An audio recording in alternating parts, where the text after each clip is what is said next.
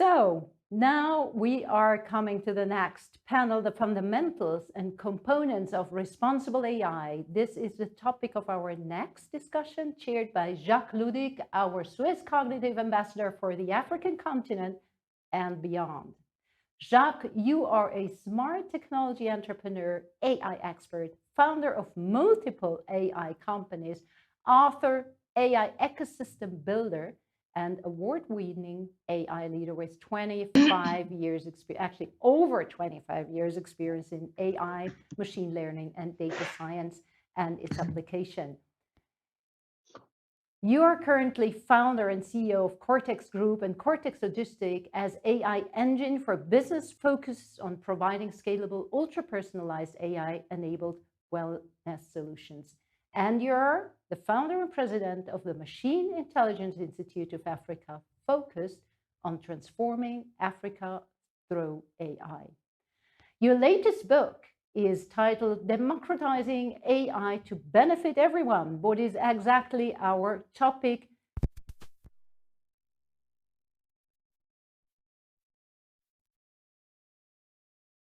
Okay, good. This is another basic infrastructure problem. You guys, do you remember what batteries are? Hey, also they can run out of energy. So thanks for remaining with us.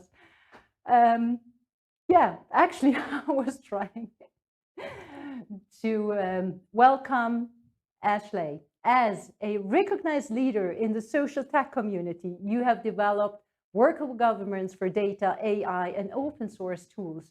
Your work and ability to bring experts together to solve important challenges has led to meaningful change in government and helps to inform policymakers, industries, and academic research.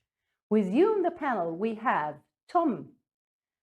Tom, you studied literature and philosophy with focus on culture, anthropology, and has a deep knowledge of new technologies such as AI. After 20 years in tech companies, Thomas, you recognize human behaviors weigh more than ever in history. Why? Because of the rise of AI, because of the need to understand our own biases as humans, and because of the need to act responsible towards life itself. Being with one of the world's leading provider of AI technology, you get to know dozens of use cases and like to share your knowledge at various occasions, such as SwissCognitive and also American Chamber of Commerce. You're also a well-known guest at AI Podcast. So reach out to him if you need someone for your podcast.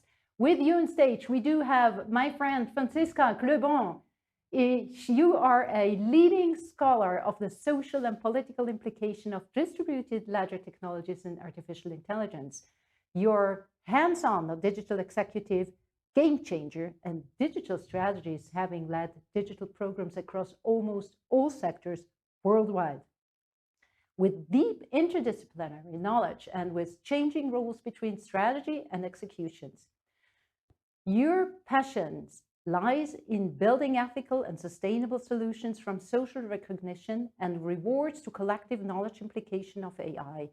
In your private life, you are a grafter building lamps of wood and stones. And I tell you, I'm still waiting for my lamp.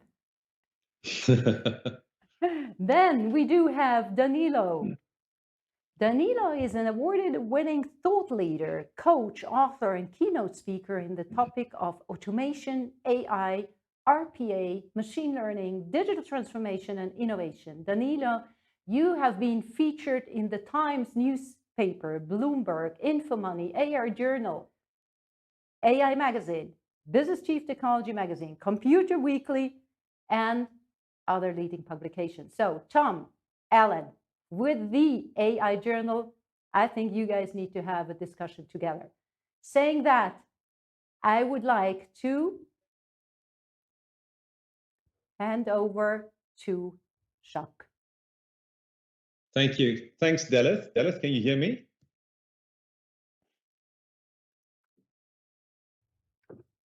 Delith, can you hear me? I can. Okay, fantastic. Thanks very much for that introduction. We've got an illustrious panel here, as you can see from that wonderful descriptions and bios that Daleth has provided. It's an honor to be here. I do believe that responsible AI is an imperative. It's crucially important, and it's been a wonderful conference so far. So let's dig into it. Before I get into the specific themes that we're going to discuss as a panel, I just want to also mention my massive transformative purpose is around how to shape a better future in the smart technology era, and how can we let people and society thrive. And responsible AI, trustworthy AI, is absolutely critical to actually achieve that. And that's why I also reference this. I've got a chapter dedicated to this in my book as well, Democratizing AI to Benefit Everyone. What I really like about the panelists here, we're going to get a very interesting perspective, because it's the European Commission. We're going to get the governance aspects. We're very fortunate to have that perspective, but we're also going to have practical. We're going to talk about some specific examples. We can talk about AI vendors and specific use cases. So looking forward to Francisca and Thomas digging into that as well. And then Ashley also talking about responsible AI, part of the Responsible AI Institute. Looking forward to her initiatives. So very quickly, in terms of we've talked about, I think during the day, there's been discussions around what is the framework for trustworthy AI, and we know that the European Union was kind of leading in that regard with the framework around that. And they define also, obviously, ethical AI, lawful AI, and robust AI as a subset of that.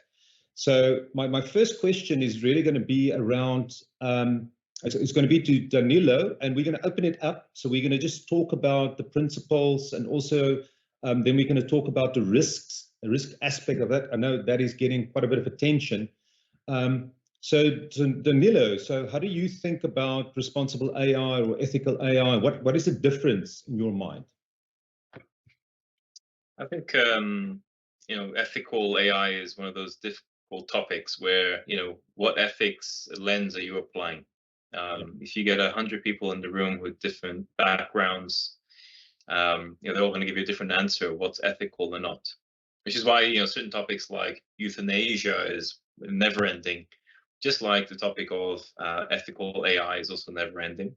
Yes. And I think we recognize that in the EU. I've had discussions like that also with different governments around the world. And again, depending which government you talk to, it's a totally different approach. And I'm sure we're going to get into this later with how the Chinese government look at AI, and how the American government look at AI, in Europe as well. Yeah.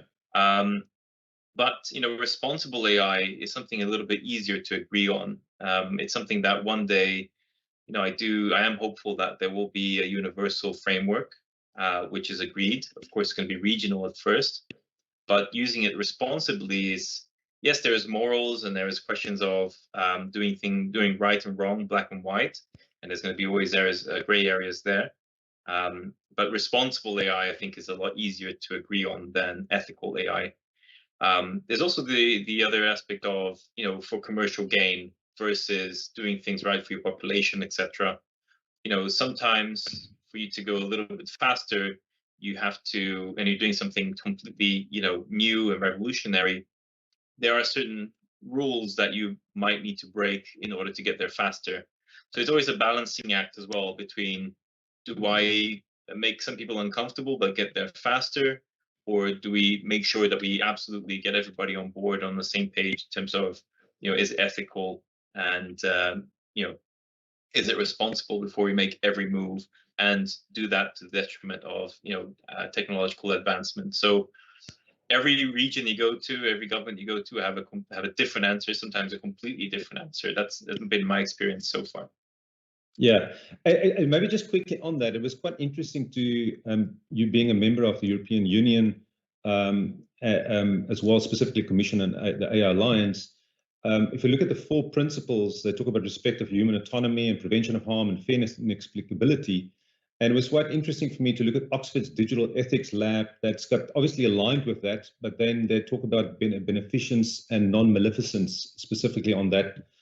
side as well. So I think that was quite interesting for me. So Francisco, just quickly from your, I know given your Microsoft background, and I know with Microsoft specifically also part of the partnership on AI, there's also the 6 principles of responsible AI and so forth. What is your take also on the ethical side of things, just commenting on what Danilo was just saying? And then also, I think you want to comment on the risk side of things as well. Oh, you're mute. You're mute. You're mute. You're muted. Yeah. I'm still on. There we Thank go. you. I believe it's for us as involved companies or even governments, right? It's very hard. We cannot be the sole entity to govern the moral principles of AI, which would be for me ethical, and would like to give this also over to Thomas, who has studied philosophy. And I think this is more a philosophical question. I believe that we really must find a way to govern those principles and standards among each other, as this is our responsibility. But going back to the principles or the EU regulations that have been published on 21st of April, the beauty of them are that they have incorporated those principles and standards of about 150 different companies worldwide, brought them together, and have built a risk-based approach, right? So they start with unacceptable risks. So everything that threats safety, livelihoods of people will be banned. For instance, everything that manipulates human behavior, or anything that goes towards social scoring by governments, which specific countries do, right? This, for instance, integrates the principles of accountability, which then fulfills the ethical standards and requires a proper governance framework. And you have high-risk AI solutions, for instance, everything around employee and worker safety, critical infrastructures. So when it comes to, let's say, technology unfriendly environments such as construction sites, and then you have integrated the principle reliability and safety, privacy and security, and so forth.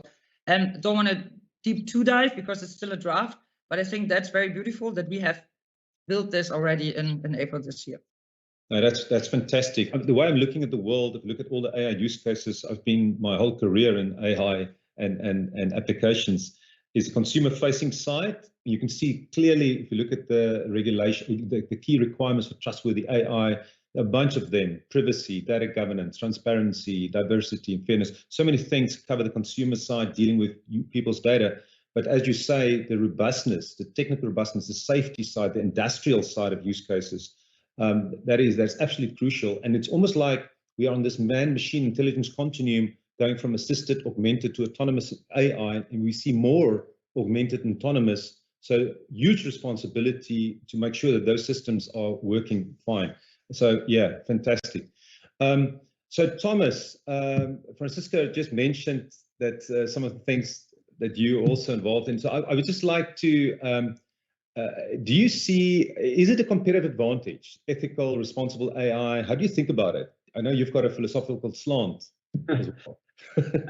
I may have to fight my philosophical background now, because it's interesting to see this through this lens and to discuss the difference between man and machine and find the differences. But honestly, our customers are more interested in what are they allowed to do, so the kind of the obvious regulations, what they should do is kind of the ethical implications, and what the concrete project is about. So is this what they are wanting to implement right now? Is this possible or not?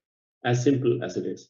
And as clearer we find all those regulations, and even if there are, in addition to that, the same across huge regions, made Europe, made even the world, it might be even better for our global customers, so they don't have to stick to national limitations, and they can really roll out their projects.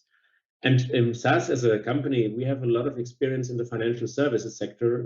Banks and insurance companies are our customers for a long time across the world. And this is a regulated environment anyway. So we are used to deal with limitations. There is a data mining regulation for a long time, and then we do have risk regulations for credit scoring, whatever. So there is already some basis and some understanding already there. Development based on that to be even more kind of to implement more automated processes, which is the actual benefit of AI in the economy. Absolutely. That brings me to Ashley as well. Ashley, I would love to talk about why does AI need to be governed, but before I get to that question, you can cover that now. It's just quickly your perspective, given your experiences also, I know in Canada, around AI, the risks, the principles and so forth. Do you want to quickly comment on that? Oh, you're also on mute.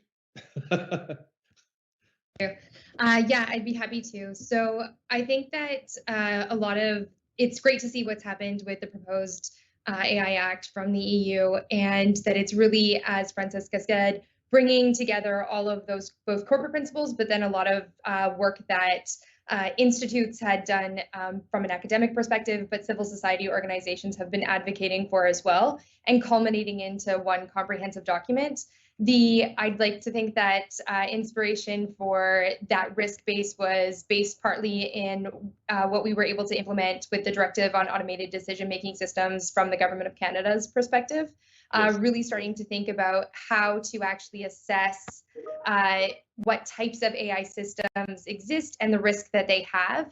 I do agree with this idea of bucketing kind of the things that are the most high risk and have the most potential harm to humans or the planet. However, I think that there's, as we'll get into more detail around these principles and how we govern it, a need to really think in a nuanced way, what does that harm actually mean and to what extent? And so there is a need to do a more rigorous assessment against what that risk base is. And so again, that was some of the work that we did start in the Government of Canada context with the Augmented Impact Assessment that's part of the directive.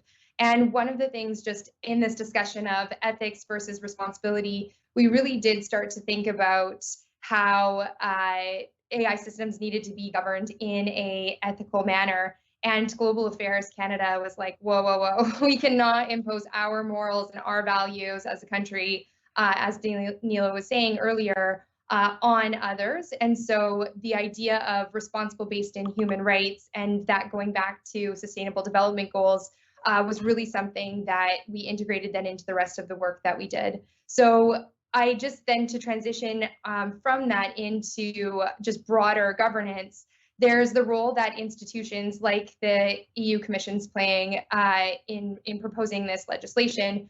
But also I see there being a strong need for private governance to help to augment and complement that. And the proposed AI Act does actually speak to that as well, with the need for these conformity assessments. And so this idea of really trying to understand how to integrate standards that are nuanced and specific enough so that, going back to some of these themes that Francesca brought up of companies regulating themselves and really checking their own homework, there's more checks and balances that are put in place, but that really needs to come together, because a policy of that magnitude is way too significant. You really need to break that down. And so that's where I see a complement of things like certification programs, which is what we're leading at the Responsible AI Institute.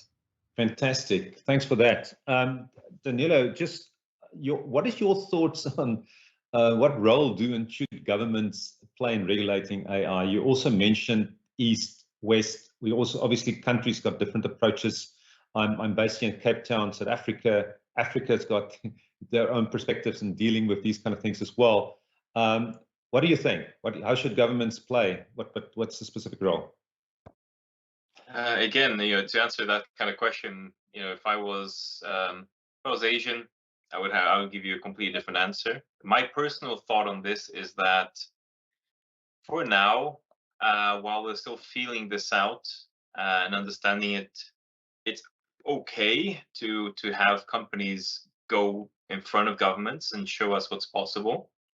But as is coined by McKinsey and PwC and many others, at some point, very soon, AI is going to become the single most effective commercial and revolutionary opportunity in the world today. It already is, but it hasn't materialized yet.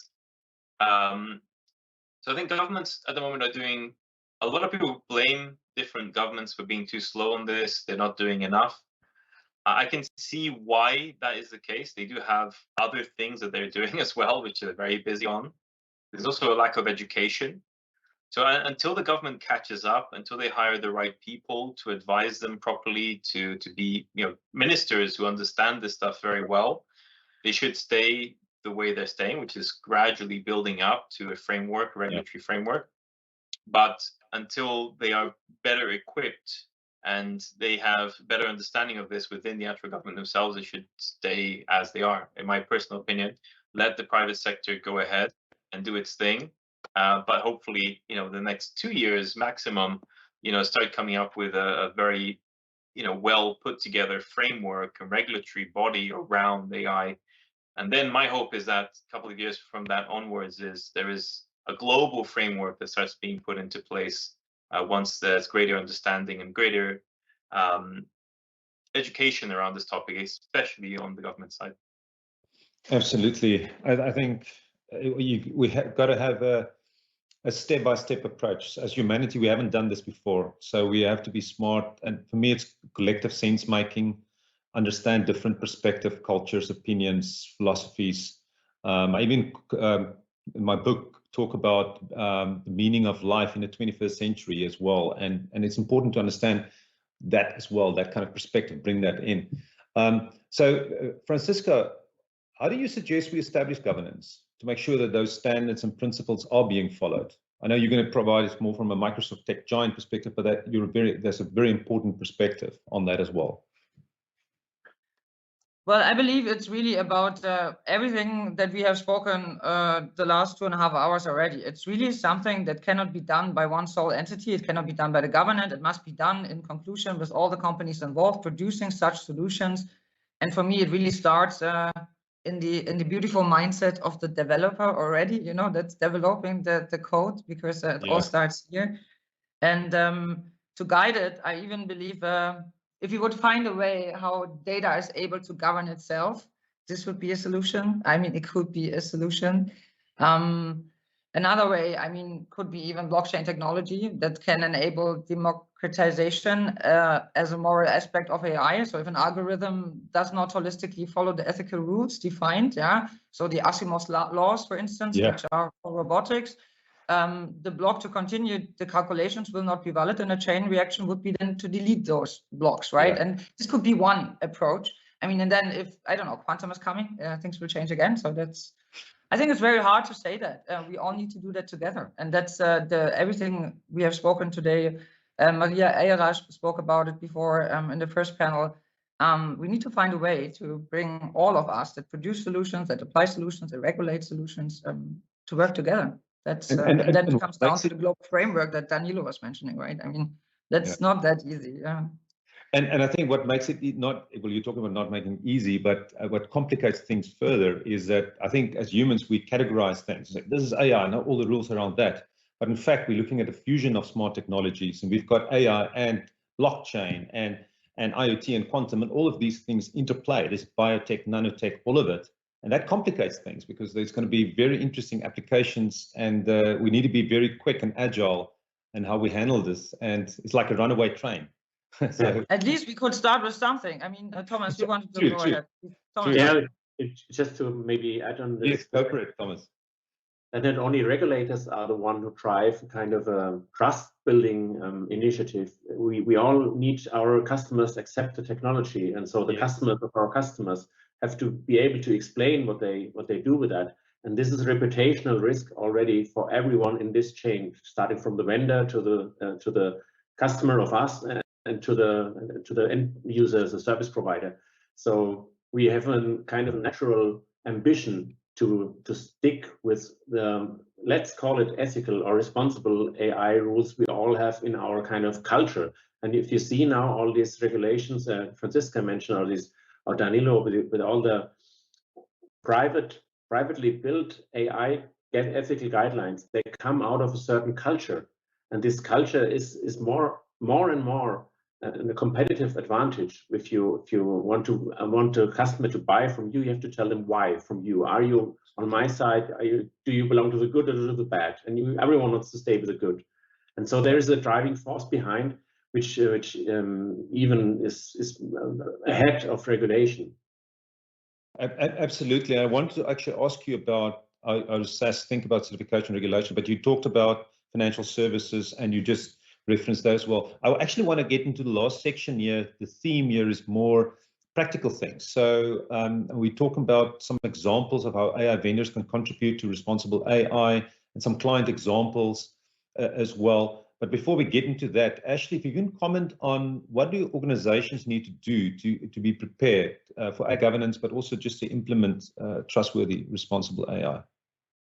Thanks. Yeah, and I want to just go back to one of the points that was made earlier, in that there's going to be so much change that's required because we have blockchain and IoT and everything. And one of the things that was really quite interesting when we were doing the directive is that the rules are the same independent of what the technology is. For the most part, there's definitely a delta when it comes to systems that are learning with the expansiveness of and connectedness of IoT. There's going to be implications there. But I don't think that we should make it more complicated than it needs to be. It sounds like something that we really need to be scared of. And what does explainability mean? What does robustness mean, and how do I add that to my practice? There's a lot of security measures and parameters that are already in place that have accounted for a lot of this. And so I would say where organizations are not already doing good technology governance, you should be doing that.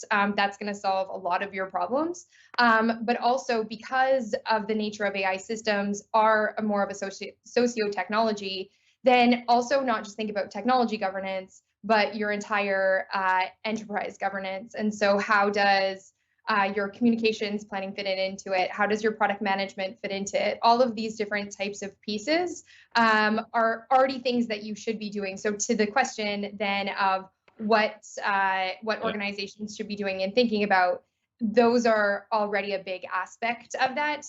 As already mentioned, robustness, so making sure that there's accuracy within the systems, that it's achieving what you want it to achieve. I think one of the things, obviously explainability comes up lots, and it's been mentioned lots today, so I won't get into the obvious ones, but ongoing monitoring of the systems is something that's incredibly important, especially as there's these learning aspects to it. So those are the different types of things that I think there's lots that's already been written on this. Just getting to figure out how this fits into your existing governance is what I would recommend. Danilo, thank you very much, Ashley. Comments?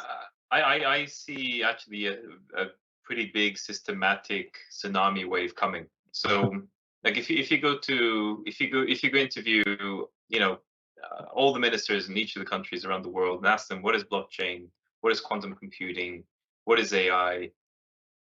I'm pretty confident that most of them wouldn't have a clue. And so this is going to get driven by the private sector.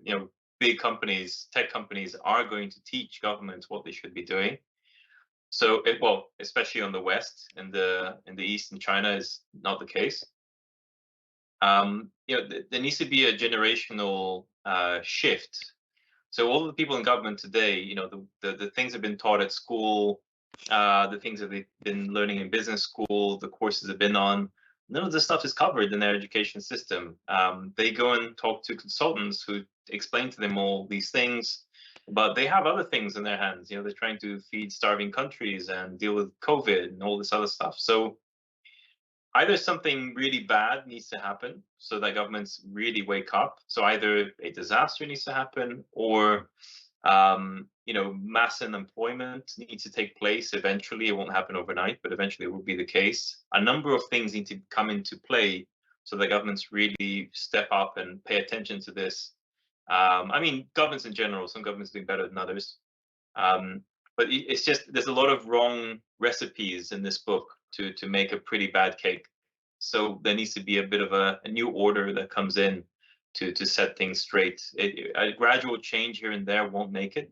You're right. Something systematic has to change in the system for it to get better, and for these things that we're talking about to be achieved. Danilo and I wish that we would be bold enough.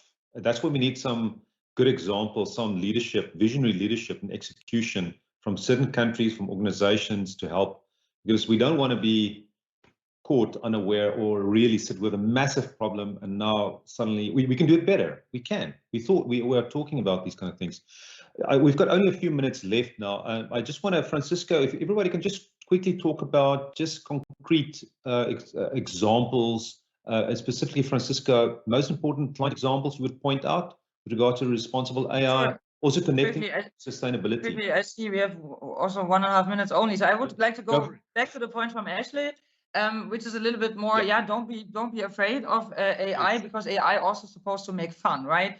True. And what we are doing at Microsoft, especially also focusing on really tackling the UN Sustainability and Development Goals. So, I mean, we have beautiful 17 goals, right? So it's all about reducing plastic, for instance. If you find a way to do that, you solve so big problems, yeah?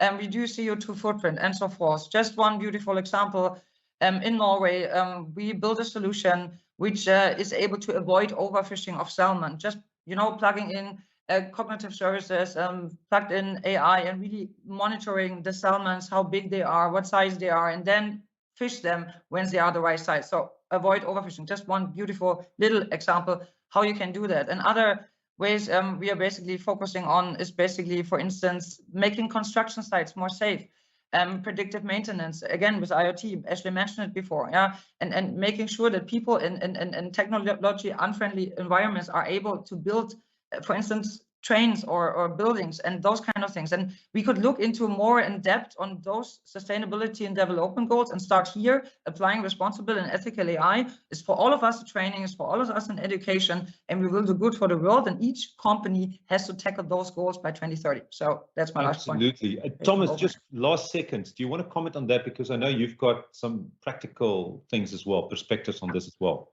Yeah, there could be a bunch of examples, but we are deeply in the medical area now, healthcare, public health, COVID fighting, drug development.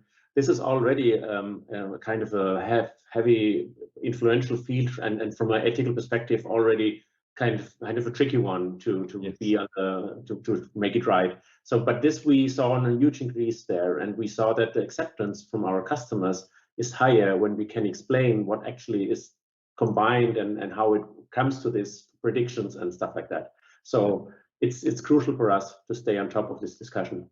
Yeah, fantastic. It was fantastic talking to you all. I've got actually a bunch of other questions that I would love to offline talk to you guys about, each one of you. Thank you for your wonderful inputs. Really appreciate. Over to Daleth. Thanks a lot. First of all, Jacques, when you reach out to these guys discussing more questions, please include me. Okay, will do. Again, thanks a lot. I don't know, I'm just thrilled about listening to that. And I just thought before, you know, we doing this cognitive virtual since March last year because of COVID. Obviously, we, like all the others, needed to change to virtual. And I'm still astonished about how many new things we can learn from so many different people coming from different cultures, different countries, different corporate startups. I can't say I'm speechless because I'm speaking all the time, but I would say now I'm speechless about all the great insights we're getting from you guys. Thanks a lot. I do have actually a question, and as you, Jacques, are an AI thought leader by yourself, I would like actually to bring this to you. As most AI is international, do you think that there should be an international framework or a standard? Yeah, I think there should be. We're kind of part of one global society. We've created a nervous system society with the internet.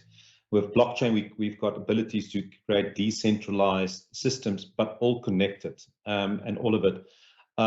I really think as a humanity, if we think about the problems that we need to address, climate change, and you think about all these big problems around technology as well, lethal autonomous weapons, all of these kind of things, you just can't do this within just countries and in an isolated way. So we have to work together as humanity, as a society, and I do comment a lot on that specifically. And as Danilo also mentioned, I think there's some really wisdom and really good perspectives from different countries. We need to understand one another. We need to collaborate a lot more. So that's why I think European Union, just the fact that you're involved with a lot of different countries, you can set an example of how to communicate and how to sort things out but we need to have the West and the East, everybody getting together on this. So I think we need to work towards that. Even in my book, I talk about a massive transformative purpose for humanity, and specific goals that complement the United Nations goals. So I'm a big believer in working together, collective sense making, and so forth. And it sounded like the panel has got similar kind of perspectives on that. I would love to hear their perspectives as well. Great. Thanks a lot. Yeah, and I think one of the things that also has been mentioned, I think it was from you, Danilo, is about how important the education is on the different levels. And this leads me to the next keynote. So thank you, Jacques, Ashley, Thomas, Francisca, and Danilo for this fruitful insight. Dear audience, feel free again to connect with them on social media and exchange. These are people who are able to support you wherever you are. Thanks again, and see you hopefully very, very soon. Thanks very much. Bye-bye. Welcome. Yeah.